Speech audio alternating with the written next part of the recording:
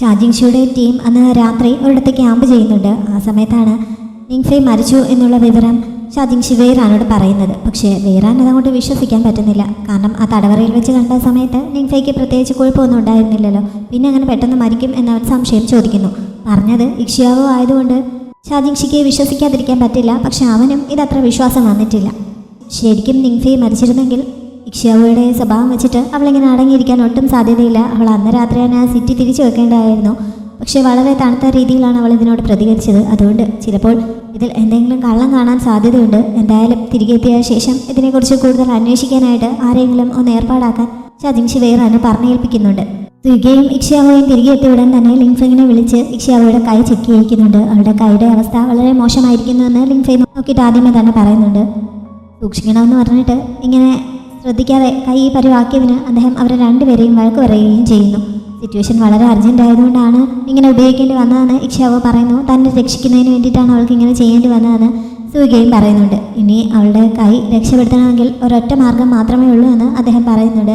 അതായത് ഇപ്പോഴത്തെ സർജറിയുടെ അന്നത്തെ ഒരു വേർഷൻ, അതാണ് അദ്ദേഹം സജസ്റ്റ് ചെയ്യുന്നത്. അത് ചെയ്യുന്ന സമയത്ത് അവൾക്ക് അനസ്തേഷ്യ നൽകുന്നതുകൊണ്ട് വേദന അനുഭവപ്പെടില്ല. പക്ഷെ അത് കഴിഞ്ഞു കഴിയുമ്പോൾ അവൾക്ക് ശരിക്കും വേദന അനുഭവിക്കേണ്ടി വരും. അതിന് തയ്യാറാണോ എന്ന് അദ്ദേഹം ചോദിക്കുന്നു. സുഗ ഇത് കേട്ടപ്പോൾ തന്നെ അത് വേണ്ടെന്ന് പറയുന്നുണ്ടെങ്കിലും ഇക്ഷിയാവോ ആ റിസ്ക് എടുക്കാൻ തയ്യാറാവുന്നുണ്ട്. അങ്ങനെ അദ്ദേഹം അപ്പോൾ തന്നെ ആ സർജറി ചെയ്യാൻ തയ്യാറാവുന്നു. ഇക്ഷിയാവോയെ മയക്കാനുള്ള മരുന്ന് ഷുയേയിങ്ങാണ് അവൾക്ക് നൽകുന്നത്. അതിനുശേഷം അദ്ദേഹം ആ സർജറി ചെയ്യാൻ തുടങ്ങുന്നു. ഷുയേയിങ്ങും അദ്ദേഹത്തിൻ്റെ സഹായത്തിനായി കൂടെ തന്നെ ഉണ്ട്. ഈ സമയമൊക്കെ സുഗ ആകാംക്ഷയോടെ പുറത്ത് കാത്തു നിൽക്കുകയാണ്. അന്ന് കൊട്ടാരം സഭ കൂടിയപ്പോഴും ഷാജിങ്ഷി ഇങ്ങനെ ഓടിപ്പോയതിനെ കുറിച്ചായിരുന്നു ചർച്ചകൾ. സുഗ തിരികെ വന്നിട്ട് എന്താണ് പറയുന്നതെന്ന് നോക്കാം, അതുവരെ വെയിറ്റ് ചെയ്യാമെന്നാണ് പ്രൈം മിനിസ്റ്റർ പറയുന്നത്. സുഗ അന്ന് രാവിലെ തന്നെ അവൻ്റെ വീട്ടിലെത്തിക്കഴിഞ്ഞു എന്നുള്ള റിപ്പോർട്ടും രാജാവിന് കിട്ടുന്നു. അവനൊരു കാര്യത്തിന് പറഞ്ഞയച്ചിട്ട് തൻ്റെ അടുത്തേക്ക് വന്ന് അത് റിപ്പോർട്ട് ചെയ്യാതെ അവൻ നേരെ വീട്ടിലേക്ക് പോയി എന്ന് പറഞ്ഞത് തന്നെ രാജാവിനെ അസ്വസ്ഥനാക്കുന്നുണ്ട്. അവനെ എത്രയും പെട്ടെന്ന് അങ്ങോട്ടേക്ക് വിളിപ്പിക്കാനായിട്ട് രാജാവ് ഓർഡർ നൽകുന്നു. അങ്ങനെ രാജാവ് അയച്ച സർവൻസ് സുഗയുടെ അടുത്തെത്തി. കൊട്ടാരത്തിലേക്ക് എത്രയും പെട്ടെന്ന് എത്താൻ ഓർഡർ നൽകിയ സമയത്താണ് ഇക്ഷിയാവോയുടെ സർജറി കഴിഞ്ഞിട്ട് ലിങ്ഫെങ് പുറത്തേക്ക് ഇറങ്ങി വന്നത്. അദ്ദേഹത്തെ കണ്ടതും അവളുടെ കണ്ടീഷൻ എങ്ങനെയുണ്ട് എന്ന് ചോദിച്ചുകൊണ്ട് അവനോട് അദ്ദേഹത്തിൻ്റെ അടുത്തേക്ക് ചെല്ലുന്നു. അവൾക്ക് കുഴപ്പമൊന്നുമില്ല, ഉണരാൻ കുറച്ച് സമയമെടുക്കും എന്നറിയിച്ചിട്ട് അദ്ദേഹം അവിടെ നിന്ന് പോകുന്നുണ്ട്. സുഗ അവളെ കാണാനായിട്ട് നേരെ ആ മുറിയിലേക്ക് കയറി പോവുകയും ചെയ്യുന്നു. രാജാവിൻ്റെ ഓർഡർ അനുസരിച്ച് അവിടെ വന്ന സെർവൻസിന് ഇതൊരു ഷോക്കായിരുന്നു. രാജകൽപ്പനയാണ് അവനിപ്പോൾ ധിക്കരിച്ചിരിക്കുന്നത്. അവിടെ നിൽപ്പുണ്ടായിരുന്ന സുഗയോട് അവർ കാരണം തിരക്കുന്നു. അവൻ കുറച്ച് തിരക്കിലാണ്, അതുകൊണ്ട് ഉടനെ വരും എന്ന് പറഞ്ഞ് സുഗ അവരെ സമാധാനിപ്പിക്കുന്നുണ്ട്. പക്ഷേ സുഗ ഇക്ഷിയാവോയുടെ അടുത്ത് പോയിരുന്ന് അവൾക്ക് കൂട്ടിരിക്കുകയാണ് ചെയ്യുന്നത്. അവൾ ഉണരുന്നത് വരെ അവൻ അവിടെ തന്നെ ഇരിക്കുന്നു. ഇടയ്ക്ക് സുഗ അങ്ങോട്ടേക്ക് കയറി ചെന്ന് ഇങ്ങനെ ആ അറ്റൻഡൻസ് വെയിറ്റ് ചെയ്യുന്നുണ്ട് എന്നുള്ള കാര്യം അവനെ ഓർമ്മിപ്പിക്കുന്നുണ്ടെങ്കിലും അവിടെ വെയിറ്റ് ചെയ്യാൻ പറയാനാണ് അവൻ പറയുന്നത്. നേരം രാത്രിയായിട്ടും അവൻ എത്താത്തത് കാരണം രാജാവ് കൊട്ടാരം സഭ തിരിച്ചുവിടുക പോലും ചെയ്യാതെ അവിടെ തന്നെ അവനെ വെയിറ്റ് ചെയ്തിരിക്കുകയാണ്. എല്ലാ മന്ത്രിമാർക്കും രാജാവിൻ്റെ അനുമതി ഇല്ലാതെ അവിടെ നിന്ന് പോകാൻ പറ്റില്ലല്ലോ. അതുകൊണ്ട് അവരെല്ലാവരും ഇങ്ങനെ ഒരേ നിൽപ്പ് നിൽക്കുകയാണ്. എല്ലാവരും അസ്വസ്ഥരായി തുടങ്ങിയിരിക്കുന്നു. അപ്പോഴാണ് സുഗയെ വിളിക്കാൻ പോയ സെർവൻറ്റ് തിരികെ എത്തുന്നത്. അയാൾ രഹസ്യമായിട്ട് രാജാവിൻ്റെ ആ ഏറ്റവും അടുത്ത സെർവൻറ്റിനോട് വിവരം പറയാൻ തുടങ്ങുന്നുണ്ടെങ്കിലും എല്ലാവരും കേൾക്കെ ഉറക്കെ തന്നെ പറയാൻ രാജാവ് ആവശ്യപ്പെടുന്നു. അങ്ങനെ ഈശോയിൽ നിന്ന് വന്ന ആ ലേഡി ജനറലിന് സുഖമില്ലാത്തതുകൊണ്ട് സുഗ അവിടെ കൂട്ടിരിക്കുകയാണ്. വരാൻ വൈകും എന്ന് ആ സെർവൻറ്റ് അറിയിക്കുന്നു. അത് അറിഞ്ഞതോടെ രാജാവ് ആകെ ദേഷ്യപ്പെട്ട് അവിടെ നിന്ന് എഴുന്നേറ്റ് പോകുന്നുണ്ട്. സുഗ ഇപ്പോഴും ഇക്ഷിയാവോയുടെ അടുത്ത് കൂട്ടിരിക്കുകയാണല്ലോ. ഇടയ്ക്ക് ഷുയേയിങ് അവൻ്റെ അടുത്തേക്ക് വന്നിട്ട് അവൾ ഉണർന്നാലും അവളുടെ കൈ അനക്കാൻ പാടില്ല, ദിവസവും ആ മുറിവിലെ ഡ്രസ്സിങ് മാറ്റി മാറ്റി കൊടുക്കണം എന്നൊക്കെ അവനോട് പറയുന്നുണ്ട്. അവളെ ഇങ്ങനെ സുഖപ്പെടുത്തുന്നതിന് സഹായിച്ചതിന് അവൻ നന്ദി പറഞ്ഞപ്പോൾ നന്ദി പറയേണ്ടത് എന്നോടല്ല, എൻ്റെ അച്ഛനോടാണ്. എൻ്റെ ജീവിതത്തിൽ ആകെ രണ്ടേ തവണ മാത്രമാണ് അദ്ദേഹം ഇതേപോലെ ഈ ഒരു ടെക്നിക്ക് ഉപയോഗിക്കുന്നത് ഞാൻ കണ്ടിട്ടുള്ളത്. ഇനി ഇന്നത്തെ ഇടം കഴിഞ്ഞ് കുറേ ദിവസത്തേക്ക് അദ്ദേഹത്തിന് നന്നായി വിശ്രമിക്കേണ്ടി വരും, അത്രയ്ക്ക് ടയേർഡായിട്ടുണ്ടായിരിക്കും എന്നൊക്കെ ഷുയേയിങ് പറയുന്നു. അവളുടെ കണ്ടീഷൻ ഓക്കെ ആണ് എന്നൊക്കെ അറിഞ്ഞ് സമാധാനത്തോടെയാണ് സുഗ ആ മുറിക്ക് പുറത്തേക്ക് ഇറങ്ങുന്നത്. അപ്പോഴേക്കും അവനെ കൊട്ടാരത്തിലേക്ക് കൂട്ടിക്കൊണ്ട് പോകുന്നതിനായിട്ട് യാവോ നേരിട്ട് തന്നെ കുറച്ച് സൈനികരുമായിട്ട് അവിടെ എത്തിയിട്ടുണ്ടായിരുന്നു. രാജാവിൻ്റെ ഓർഡർ അനുസരിച്ചിട്ട് രാജാവിൻ്റെ ആ ഏറ്റവും വിശ്വസ്തനായിട്ടുള്ള സെർവൻറ്റും ഇവനും ഇങ്ങനെ വന്നിരിക്കുകയാണ്. ഇത്തവണ കാര്യങ്ങൾ എപ്പോഴത്തെ പോലെ തമാശയല്ല, വളരെ സീരിയസ് ആണ് അദ്ദേഹം. അതുകൊണ്ട് വളരെ സൂക്ഷിച്ചു വേണം അദ്ദേഹത്തോട് സംസാരിക്കാനെന്നൊക്കെ യാവോ സുഗയ്ക്ക് മുന്നറിയിപ്പ് നൽകുന്നുണ്ട്. സുഗ അതൊക്കെ സമ്മതിച്ച് അവർക്കൊപ്പം ചെല്ലുന്നു. രാജാവിൻ്റെ കൊട്ടാരത്തിനടുത്ത് എത്താറായപ്പോൾ അദ്ദേഹം കഴിഞ്ഞ ദിവസവും മര്യാദയ്ക്ക് ഉറങ്ങിയിട്ടില്ല. ഇന്ന് ഇക്കാര്യം കൊണ്ട് ആകെ ദേഷ്യത്തിലാണ്. അതുകൊണ്ട് അവനെ കാണുമ്പോൾ കുറച്ച് ദേഷ്യപ്പെടാനൊക്കെ അനുവദിക്കണം.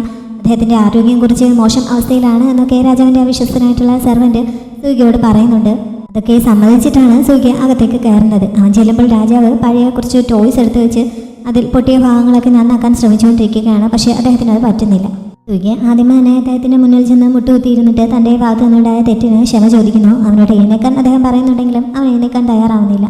മുന്നിലിരിക്കുന്ന കളിപ്പാട്ടങ്ങളെക്കുറിച്ചാണ് അദ്ദേഹം പറഞ്ഞു തുടങ്ങുന്നത്. അതൊക്കെ ഷിയാങ് വളരെ വിലപിടിപ്പുള്ളതുപോലെ സൂക്ഷിച്ചു വെച്ചിരുന്നതാണ്. കുട്ടിക്കാലത്ത് സൂര്യയ്ക്ക് അവൾക്ക് സമ്മാനിച്ച കളിപ്പാട്ടങ്ങളാണ് അതിൽ കൂടുതലും ഉണ്ടായിരുന്നത്. അതിനെപ്പറ്റിയൊക്കെ പറഞ്ഞിട്ട് അവനോട് എഴുന്നേക്കാൻ അദ്ദേഹം വീണ്ടും പറയുന്നുണ്ടെങ്കിലും തനിക്ക് അവളെ തിരികെ കൊണ്ടുവരാൻ പറ്റാത്തതിന് അവൻ വീണ്ടും ക്ഷമ ചോദിക്കുന്നു. അദ്ദേഹം 3-4 തവണ വീണ്ടും പറഞ്ഞ ശേഷമാണ് അവൻ അവിടെ നിന്ന് എഴുന്നേൽക്കുന്നത്.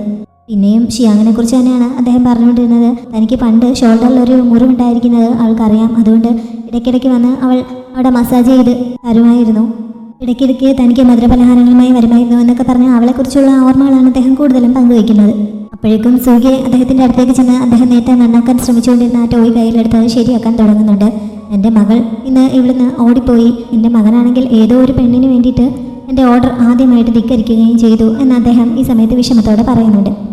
ഇക്ഷ്യാവോ എന്നെ രക്ഷിക്കാൻ ശ്രമിക്കുന്നതിനിടയിലാണ് ആ അവസ്ഥയിലായത്. അതുകൊണ്ട് അവളെ കണ്ടില്ലെന്ന് നടിച്ച് എനിക്ക് ഇങ്ങോട്ടേക്ക് ഓടി വരാൻ പറ്റുമായിരുന്നില്ല. പിന്നെ അച്ഛനീ പറയുന്നത് പോലെ എന്നെ സംബന്ധിച്ച് അവൾ ഏതെങ്കിലും ഒരു പെണ്ണ് മാത്രമല്ല, ഇനിയുള്ള എൻ്റെ ജീവിതം മുഴുവൻ ഞാൻ ഒരുമിച്ച് ജീവിക്കണമെന്ന് ആഗ്രഹിക്കുന്ന, ഞാൻ ഇഷ്ടപ്പെടുന്ന ആ പെണ്ണാണ് അവൾ എന്നവൻ പറയുന്നുണ്ട്. എൻ്റെ ഒരു മകളെ എനിക്ക് നഷ്ടമായി, ഇനി മകനെ കൂടി നഷ്ടപ്പെടുത്താൻ ഞാൻ തയ്യാറല്ല.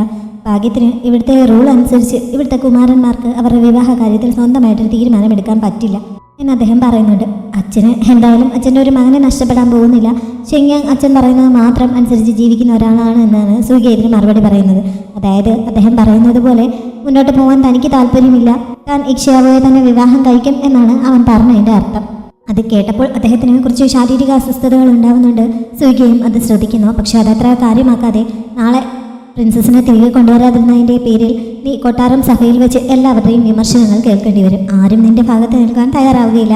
അവരോട് എന്ത് മറുപടി പറയണമെന്നുള്ളതിനെക്കുറിച്ച് പോയിരുന്ന് ആലോചിക്കാൻ പറഞ്ഞ് നീ നിന്റെ ഫീമെയിൽ ജനറലിൻ്റെ അടുത്തേക്ക് പോയിക്കോളൂ. നിന്നെ ഇനി ആരും തടയാൻ വരുന്നില്ല. നിന്റെ ഇഷ്ടത്തിന് എന്താണെന്ന് വെച്ചാൽ ചെയ്തോളാൻ അദ്ദേഹം പറയുന്നു. എന്നിട്ട് അവിടെ ഇരിപ്പുണ്ടായിരുന്ന ആ ടോയ്സൊക്കെ തിരികെ എടുത്ത് വയ്ക്കാൻ തുടങ്ങുന്നുണ്ട്. അദ്ദേഹം തന്നെ വിളിപ്പിച്ച കാര്യം എന്താണെന്ന് ഇതുവരെ പറഞ്ഞില്ലല്ലോ. അതെന്താണെന്ന് സൂര്യ അന്വേഷിക്കുന്നു. ഷിയാങ്ങിന് വലിയൊരു ഡൗറി റെഡിയാക്കിയിട്ടുണ്ടായിരുന്നു. പക്ഷേ അവൾ ഇങ്ങനെ ഓടിപ്പോയത് കാരണം അതൊന്നും അവൾക്ക് നൽകാൻ പറ്റിയില്ലല്ലോ. അതുകൊണ്ട് എത്രയും പെട്ടെന്ന് ഇത് ജീഷുവിൽ എത്തിച്ചു കൊടുക്കാനും വേണ്ട കാര്യങ്ങൾ അറേഞ്ച് ചെയ്യാൻ അദ്ദേഹം അവനെ ഏൽപ്പിക്കുന്നുണ്ട്. ആരെ വിവാഹം ചെയ്താലും എങ്ങോട്ട് ഓടിപ്പോയാലും എൻ്റെ മകൾ എന്നും എൻ്റെ മകൾ തന്നെ ആയിരിക്കും എന്നും അദ്ദേഹം പറയുന്നുണ്ട്. അത് കഴിഞ്ഞ് അവനോട് പോയിക്കൊള്ളാനും പറയുന്നു. അവൻ തിരികെ പോകാൻ തുടങ്ങുന്ന സമയത്ത് അദ്ദേഹത്തിന് സുഖമില്ലാതായിട്ട് അദ്ദേഹത്തിൻ്റെ കയ്യിലിരുന്ന ഒരു ബോൾ നിലത്തേക്ക് വീഴുന്നു. ആ ശബ്ദം കേട്ട് സൂര്യ തിരിഞ്ഞു നോക്കുന്നുണ്ടെങ്കിലും തനിക്ക് സുഖമില്ലാത്തതുകൊണ്ടാണ് ഇങ്ങനെ സംഭവിച്ചതെന്ന് അവൻ അറിയാതിരിക്കാൻ വേണ്ടി അദ്ദേഹം കുനിഞ്ഞ് ആ ബോൾ എടുക്കുന്നു. അത് കാരണം അവൻ അതത്ര കാര്യമാക്കാതെ അവിടെ നിന്ന് പോവുകയും ചെയ്യുന്നുണ്ട്. അവൻ പോയി കഴിഞ്ഞ് ആകെ തളർന്നതുപോലെ അദ്ദേഹം അവിടേക്ക് ഇരിക്കുന്നുണ്ട്. ഇക്ഷ്യാവോ കുറേ കഴിഞ്ഞപ്പോൾ ഉണരുന്നു. അവൾ എഴുന്നേൽക്കാൻ ശ്രമിക്കുന്ന ശബ്ദം കേട്ട് അവിടെ നിന്ന് മയങ്ങുന്നുണ്ടായിരുന്ന ഷോയും വേഗം ഉണർന്ന് അവളുടെ അടുത്തേക്ക് ചെല്ലുന്നു. സർജറി സക്സസ് ആയിരുന്നു. ഈ മുറിവുകളൊക്കെ ഉണങ്ങിക്കഴിഞ്ഞാൽ അവളുടെ കൈ കംപ്ലീറ്റ് ആയിട്ട് ശരിയാവും എന്ന ഷുയിങ് സന്തോഷത്തോടെ അവളെ അറിയിക്കുന്നുണ്ട്. അത് കഴിഞ്ഞപ്പോഴാണ് സൂര്യ എവിടെ നിന്ന് ഇക്ഷ്യാവോ അന്വേഷിക്കുന്നത്. ഇങ്ങനെ രാജാവ് കൊട്ടാരത്തിലേക്ക് വിളിപ്പിച്ചിട്ടും അവൻ പോവാതെ രാജകൽപ്പന ധിക്കരിച്ചതും പിന്നെ ഇപ്പോൾ പോയതുമൊക്കെ ഷുയിങ് അവളെ അറിയിക്കുന്നുണ്ട്. ഇത്രയും നാൾ സൂര്യയുടെ കാര്യത്തിൽ ഷുയിങ്ങിന് എതിർപ്പുണ്ടായിരുന്നല്ലോ. പക്ഷേ ഇപ്പോൾ അവൻ അവളോടുള്ള സ്നേഹം വളരെ ആത്മാർത്ഥമാണെന്ന് തനിക്ക് നേരിട്ട് ബോധ്യപ്പെട്ടിരിക്കുന്നു. അതുകൊണ്ട് അവരുടെ റിലേഷന് താനിപ്പോൾ പൂർണ്ണ സമ്മതം നൽകിയിരിക്കുകയാണ് എന്നും ഷുയിങ് അവളോട് പറയുന്നുണ്ട്. രാജാവ് അവിടെ തന്നെ ഇരുന്ന് അങ്ങനെ മയങ്ങിപ്പോയിരുന്നു. കുറച്ച് കഴിഞ്ഞ് ആ സെർവൻറ്റ് വന്ന് വിളിച്ചപ്പോഴാണ് അദ്ദേഹം ഉണർന്ന് എഴുന്നേറ്റ് അവിടെ നിന്ന് പോകാൻ തുടങ്ങുന്നത്. പക്ഷെ കുറച്ച് മുന്നോട്ട് പോയപ്പോൾ തന്നെ അദ്ദേഹം വീഴാൻ തുടങ്ങുകയും ബ്ലഡ് വൊമിറ്റ് ചെയ്യുകയും ഒക്കെ ചെയ്യുന്നു.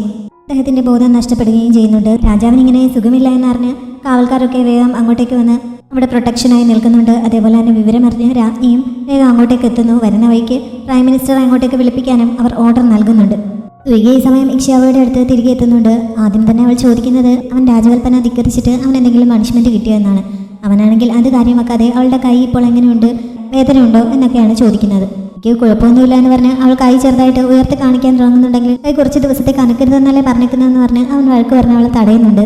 അത് കഴിഞ്ഞ് അവർ സംസാരിച്ചുകൊണ്ടിരിക്കുമ്പോഴാണ് ഷുഗി അങ്ങോട്ടേക്ക് വന്നിട്ട് കാര്യം പറയാതെ ആകെ ടെൻഷൻ അടിച്ച് നിൽക്കുന്നത്. അങ്ങനെ അവിടെ ഇരുന്ന് പറയാൻ പറ്റാത്ത എന്തോ കാര്യമാണ് എന്ന് മനസ്സിലായി. എനിക്ക് കുഴപ്പമൊന്നുമില്ല, സമാധാനമായിട്ട് പോയിട്ട് വരാൻ പറഞ്ഞ് ഇക്ഷ്യാവോ അവനെ പറഞ്ഞയക്കുന്നുണ്ട്.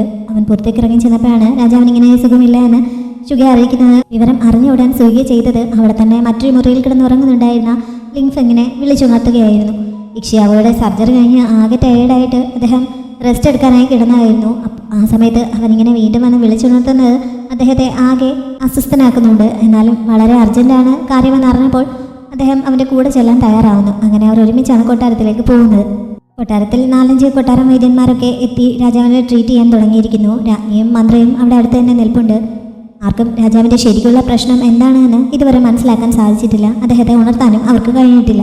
അദ്ദേഹം എന്താണ് ഇവരുടെ ട്രീറ്റ്മെൻറ്റ് ചെയ്തിട്ടും ഉണരാത്തതെന്ന് പറഞ്ഞ രാജ്ഞി വൈദ്യന്മാരെയൊക്കെ വഴക്ക് പറയുന്നുണ്ട്. പക്ഷേ അവിടെ നിൽപ്പുണ്ടായിരുന്ന പ്രൈം മിനിസ്റ്ററുടെ ചിന്ത പോയത് മറ്റൊരു വഴിക്കാണ്. അദ്ദേഹം രാജ്ഞിയെ വിളിച്ച് മാറ്റി നിർത്തിയിട്ട് നമ്മൾ എന്ത് സിറ്റുവേഷൻ ആണെങ്കിലും അത് ഫേസ് ചെയ്യാൻ തയ്യാറായിരിക്കണം. അതുകൊണ്ട് രാജാവെങ്ങാനും മരിക്കുകയാണെങ്കിൽ പിന്നെ തങ്ങൾ എന്താണ് ചെയ്യേണ്ടതെന്നുള്ള കാര്യങ്ങളൊക്കെ മുന്നോട്ട് കൊണ്ടുപോകാൻ വേണ്ടത് ചെയ്യാൻ പറയുന്നുണ്ട്.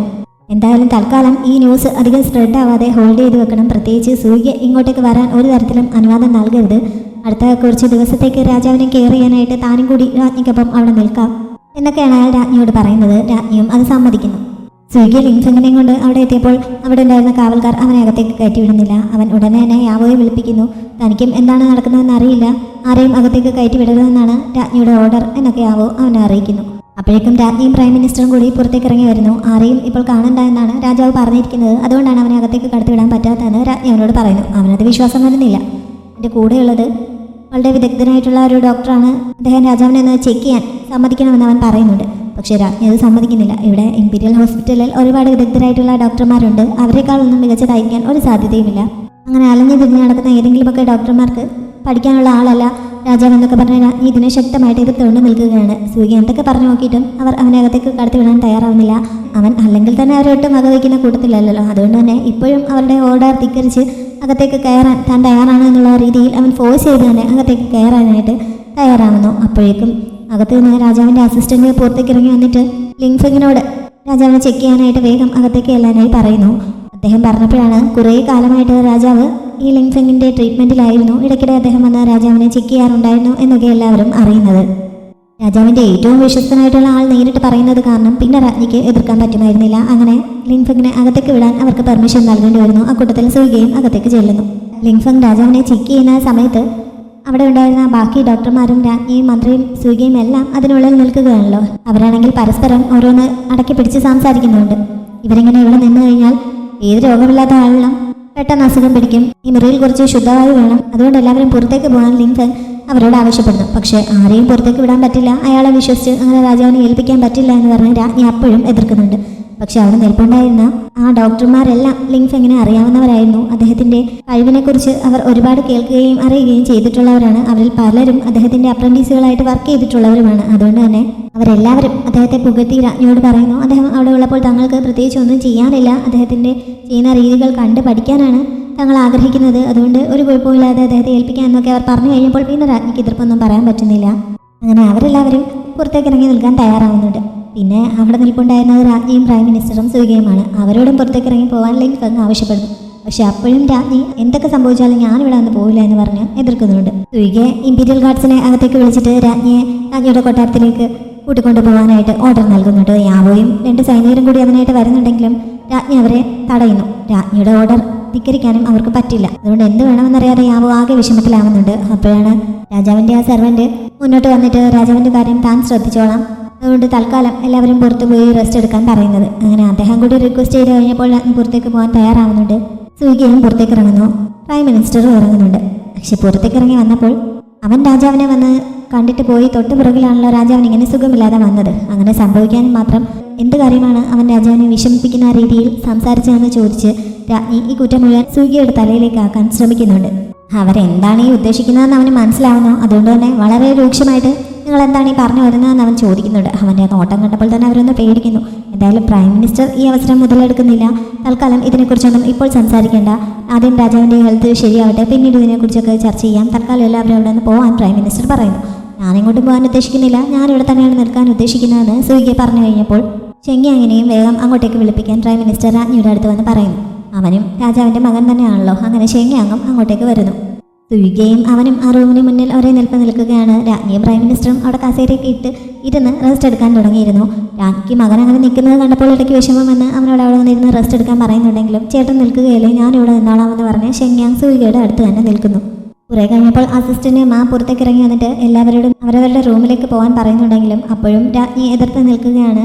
രാജാവ് ഉണർന്നു കഴിയുമ്പോൾ അദ്ദേഹത്തെ അറ്റൻഡ് ചെയ്യാനായിട്ട് രാജ്ഞി തൊട്ടടുത്ത് തന്നെ വേണമല്ലോ. അതുകൊണ്ട് ഇപ്പോൾ പോയി റെസ്റ്റ് എടുക്കാൻ അദ്ദേഹം പറഞ്ഞപ്പോൾ പിന്നെ അവർക്ക് പോകേണ്ടി വരുന്നു.